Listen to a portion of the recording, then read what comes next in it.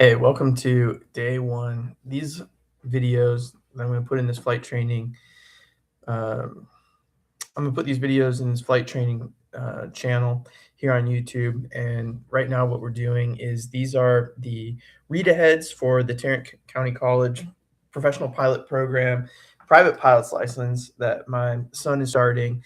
So each day prior to the class, as we get these readings, I'm going to go ahead and do videos with some of the key takeaways, what I, as a pilot, think are probably helpful to know going into each day's lesson. So for day one, the reading for the private pilot's license included the airspace chapters of the Pilot's Handbook of Aeronautical Knowledge, the Jeppesen private pilot textbook, and chapter 3 of the FAR AIM. In here, you're going to get a little flavor of airspace from each different chapter. Pilot's Handbook of Aeronautical Knowledge is going to give you kind of a layman's terms, the important things of each one of these airspaces. The FAR AIM is going to give you a lot of legal definitions, and then the Jeppesen Private Pilot manual is going to combine the two, put it in a digestible form, and also give you some key terms to make it easy for you to memorize as you study, get going into the course. So I want to give you a few things that I feel are helpful as you're studying these. So one of the things that you're going to look at as you look in any of these and you see the charts, you're going to see a lot of cloud clearance requirements that you need to adhere to when you're flying under visual flight rules in each of the respective airspaces. I like to divide these up into two different groups.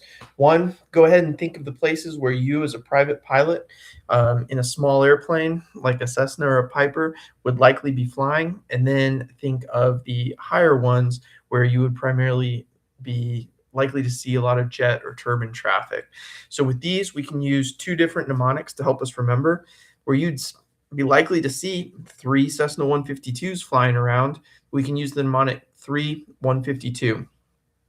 This is going to hold true with a couple of exceptions in Bravo and the lower Charlie airspaces, but outside of those two, pretty much anywhere you would see 3 Cessna 152s flying around, we can use 3 152. You're going to need 3 statute miles of prevailing visibility, and you're going to need to remain 1,000 feet above clouds, 500 feet below clouds, and 2,000 feet laterally from clouds.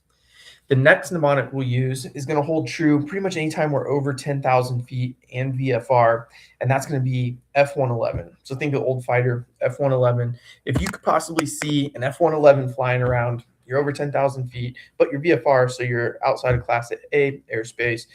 So then you're going to need to stay 5 statute miles prevailing visibility, 1,000 feet above clouds, 1,000 feet below clouds, and 1 statute mile laterally from clouds.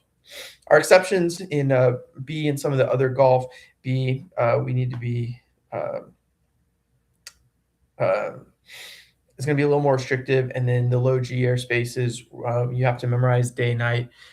So 3 different exceptional situations in G airspace.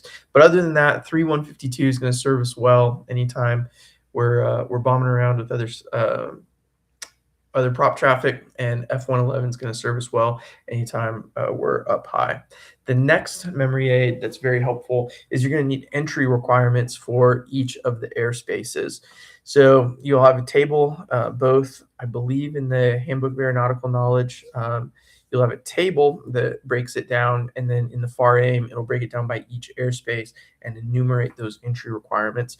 But if we want a mnemonic that's going to help us get ready for day one, so we're prepared going into the class day one, we can use, going through the airspaces in order. A, we can say ATC. So we're going to need an ATC clearance to go into class alpha, 18 to 60,000 feet. And we're going to need to be on an IFR flight plan. So ATC is going to get us in there.